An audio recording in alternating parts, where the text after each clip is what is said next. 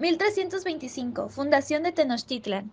Telpochcali era un centro en el que educaban a los jóvenes a partir de los 15 años para servir a la comunidad y para la guerra. Calmecac, centro educativo en el que recibían información los hijos de los nobles para ocupar puestos importantes. Al cumplir los 15 años, los varones adolescentes eran obligatoriamente enviados por sus padres al Calmecac o al Telpochcali. Mientras tanto, las jovencitas continuaban instruyéndose en casa junto a sus madres. Estas les enseñaban las labores ancestrales que les capacitarían cuando llegara el momento para ser buenas esposas. Todos los alumnos del Calmecac debían dominar los giros literarios más elegantes de su lengua, el náhuatl, y conocer las grandes creaciones poéticas de los antiguos bardos, así como saber declamar con donaire y distinción. Aprenderían además el difícil manejo de la administración pública y en el futuro serían maestros, jueces e inclusive gobernantes. Para ello deberían conocer los códigos legales que regulaban la vida en comunidad.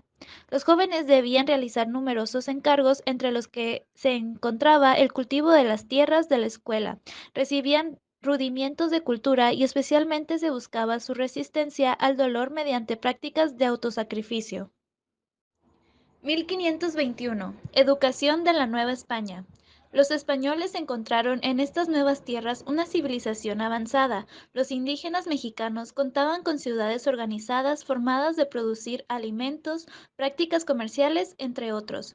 Por tanto, la educación iniciada por los conquistadores tenía un carácter más político, con fines de dominación.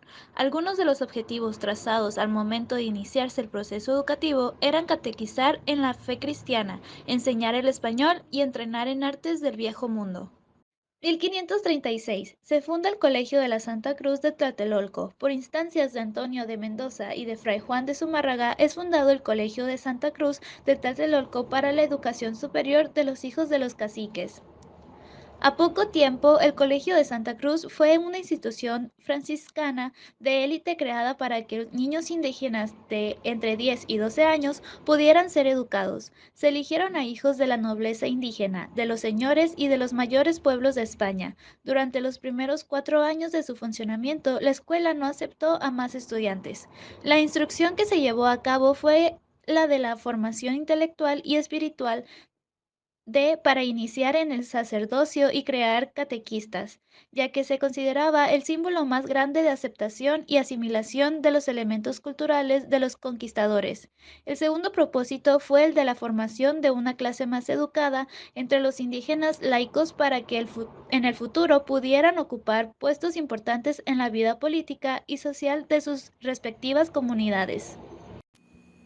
1551. Apertura de la Real Pontificia Universidad de México. La Real y Pontificia Universidad de México, la primera universidad del país azteca.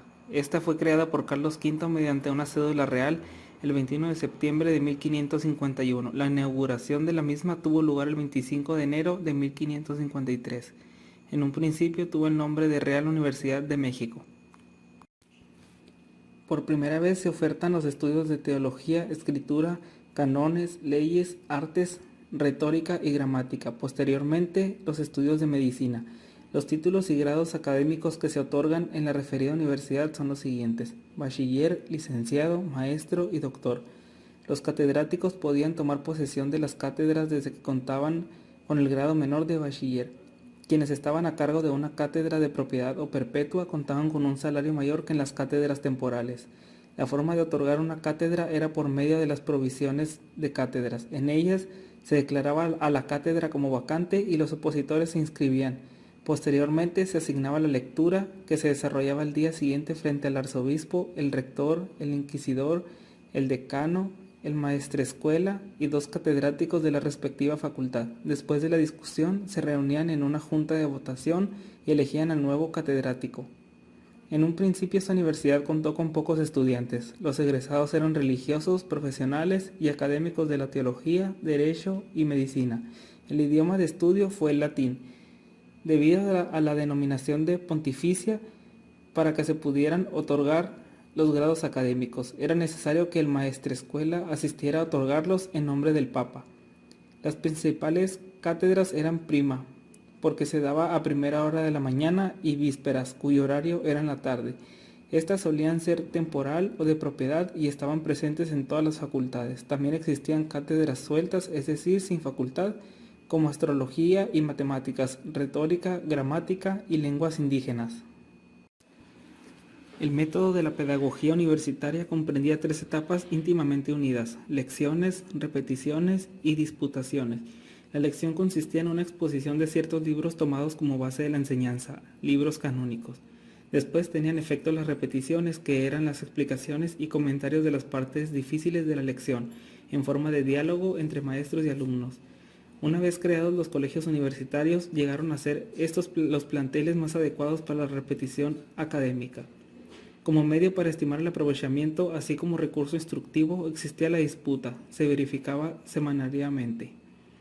Era un expediente magnífico para desarrollar la destreza dialéctica, pero no pocas veces fomentó el formalismo de sutilezas insustanciales. En un principio, la enseñanza universitaria fue gratuita. La razón de ello era obvia.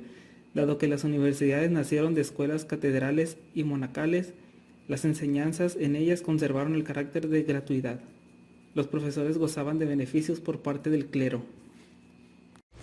En 1588 se da la creación del Colegio San Ildefonso, que sentaría las bases del nuevo sistema educativo y que más tarde llegaría a convertirse en el núcleo principal de la Universidad Nacional, donde se busca que los alumnos egresen con los conocimientos, lenguajes, métodos y técnicas básicas propias a las materias en estudio, así como reglas básicas de investigación imprescindibles en la educación superior. A partir de esto, en 1867, el gobierno de Benito Juárez emprendió una reforma en el campo de la educación y sus instituciones. La Ley Orgánica de Instrucción Pública creó la Escuela Nacional Preparatoria, que se estableció en el edificio del Colegio de San Ildefonso, donde ahora se da formación integral que busca fortalecer el perfil de egreso, de acuerdo con los requerimientos que demandan los estudios superiores en general y los de cada área de formación académica en particular, en términos de valores y actitudes que suponen una formación social y humanísticas básicas, científica, lingüística, histórica, económica, política y artística. 1822 Escuelas Lancasterianas. Se funda en 1822 con el fin de atender a las escuelas pobres y ofrecer educación primaria, donde los alumnos más avanzados enseñaban a sus compañeros, método llamado Sistema de Enseñanza Mutua.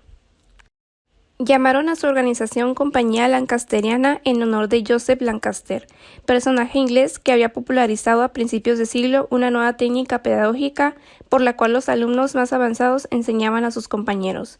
El método, llamado Sistema de Enseñanza Mutua o Sistema Lancasteriano, se difundió con rapidez no solo en Inglaterra, sino en Francia, los países nórdicos, España, los Estados Unidos del Norte y las nuevas repúblicas latinoamericanas. En este sistema los monitores fueron llamados decuriones, lo cual fue escrito años después por uno de los alumnos. Los alumnos eran divididos en pequeños grupos de 10. Cada grupo recibía la instrucción de un monitor o instructor, que era un niño de más edad y más capacidad, previamente preparado por el director de la escuela. Los promotores del método insistían en que la utilización de la enseñanza por monitores, junto con un sistema bien elaborado de premios y castigos y una variedad de útiles diseñados especialmente, reduciría a la mitad del tiempo el aprendizaje de la lectura y escritura del antiguo método. Los monitores generales tomaban la asistencia, averiguaban la razón de la ausencia de un alumno, cuidaban los útiles de la enseñanza y los de orden administraban la disciplina. Todos los monitores eran supervisados por el director de la escuela, quien, de acuerdo con la pedagogía de Lancaster, nunca debía meterse en instrucción ni debía levantar la voz. El mecanismo del sistema de monitores debía funcionar casi por sí solo. La primera asignatura era escritura y estaba dividida en 8 clases. Las mesas situadas inmediatamente frente al escritorio del director eran para los alumnos más chicos. Se enseñaba primero las letras que consideraban más fáciles y después las que tenían ángulos y curvas. Cada niño con un palito de madera en la mano se preparaba para recibir la orden del monitor, quien la decía en voz alta, despacio y con un tonillo especial. Primera clase, atención, A mayúscula, y apuntaba en el telégrafo la mencionada letra. Todos los niños de la clase marcaban la letra anunciada con un punzón o con el dedo en la arena. Inmediatamente después, el monitor examinaba los trazos hechos en la arena, corregía errores y procedía a enseñar la siguiente letra. Las 5 clases siguientes eran para el aprendizaje de escritura en pizarras. Los ejercicios eran dictados por el monitor y consistían en la escritura de palabras de 1 a 5 sílabas, según el orden de la clase. La escritura en papel se reservaba para la 7ª y 8ª clases, cuyos alumnos ocupaban las últimas mesas del salón. Los de la 7ª clase escribían los trazos de letra grande y mediana, usando las muestras de la letra española hechas por don Torcuato Torio de la Riva. Los alumnos de la 8ª clase practicaban la letra pequeña o cursiva, copiaban manuscritos y lemas, con el fin de alcanzar la perfección de su letra y al mismo tiempo aprender la moral. El Plan General de Estudios de 1843 busca solventar en específico 3 cuestiones: el fondo para financiar las instrucciones públicas, la elección de un órgano rector que se hiciera cargo de los asuntos concernientes a los establecimientos y la unificación de los planes de estudios. Se busca similitudes en las escuelas donde se unifican los planes de estudios, volviendo a los colegios también autónomos para la selección de reglamentos propios, el cual se les otorga a los rectores para su aprobación. Se aplican exámenes que buscan denominar aprobación de los cursos, en donde si el examen se aprueba podrán pasar a los próximos cursos, pero en caso de ser reprobados, no se les aceptará pasar a otros cursos y se sanciona en base al reglamento del colegio. 1846. El federalismo se restableció y las juntas subalternas se convirtieron en juntas de estudio. Las primeras escuelas normales se establecieron bajo el sistema lancasteriano en Zacatecas y Oaxaca, que compartieron por ser pioneros en este tipo de enseñanza, donde se norma la enseñanza en un curso que duraba de 4 a 6 meses. Estas normales no eran en el sentido moderno de la palabra, pues no se daba un solo curso de pedagogía.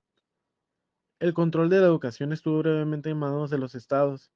En esta ocasión, lo primero que trató de hacer el gobierno central fue concentrar en sus manos los fondos destinados a la educación, existentes en todos los departamentos, para lo cual nombró a un agente de instrucción pública, bajo el supuesto de que los gastos educativos debían atenderse con las rentas municipales, esta vez controlada por el Ministerio Público de Gobernación y dejando a la educación en segundo plano.